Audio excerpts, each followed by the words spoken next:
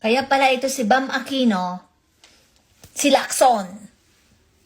Ay, babae, sayang to pagmumukha mo. May mukha ka eh. Pero laka utak.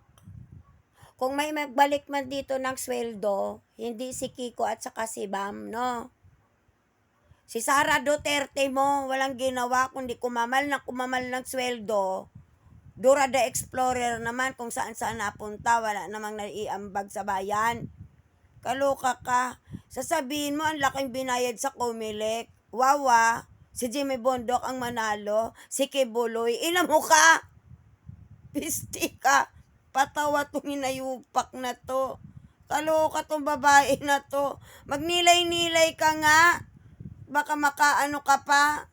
Makapag-isip-isip ka. Oh, ha? Mahiya ka naman kung may mga kamag-anak ang magsasaka. Oo, 'di ba? Full implementation na ang Sagip Saka Act. At inaayos na't nililinot, pipirmahan na't kinukulit ni Kiko Pangilinan, si PBBM, para pirmahan yung libreng almusal sa mga kabataan sa eskwelahan. Dahil maliwanag, meron talaga tayong mga may anak na hirap ang mga magulang makapag-almusal. At yun ang tinututukan ni Kiko Pangilinan. Pati na yung full implementation ng Sagip Saka Act na bibili ng gobyerno, direktang bibili ng gobyerno, yung makita ng magsasaka at mangingisda para umikot ang ekonomiya at matulungan ng gobyerno direkta ang mga magsasaka at mangingisda. Yan ang ginagawa ni Kiko Pangilinan. At kung meron ka mang magsasaka at mga fisher folks na kamag-anak, wag mo nang pasalihin at mahiya ka. At dagdag ko na rin, baka may mga kamag-anak ka, nakakain ng paalmusal ni Kiko, baka gusto mo damang mahiya para pagsabihan mo na nagbayad ang isang Kiko Pangilinan sa Comelec.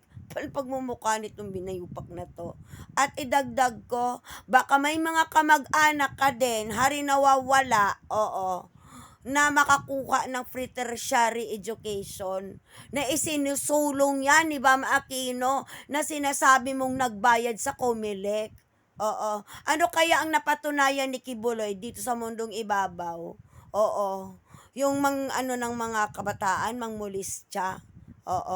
Yung mga siya ang dahilan kung bakit madami ang nagpapalimos sa lansangan. Yan ba yung kinakabukay ni Kibuloy? Yan ba yung ipinagmamalaki mo sa isang Kibuloy? Ano ang ipinagmamalaki ng Jimmy Bondok maliban sa kanta niya? Maliban sa pagkakalat ng fake news na walang jurisdiction ng ICC sa Pilipinas. At maliban sa paghimod ng puwet ni Jimmy Bondok kay Duterte mo. Ina mo ka! Tigilan mo ko. Sayang ang mukha mo, day. Naklang teteng, kaloka tong babae na to. Magtigil ka sa bayad-bayad. Kung may nagbayad man dito at posibleng sakto ako, tanong mo kay Robin Padilla, nagsusuklay lang ng bigote si Boy Sile.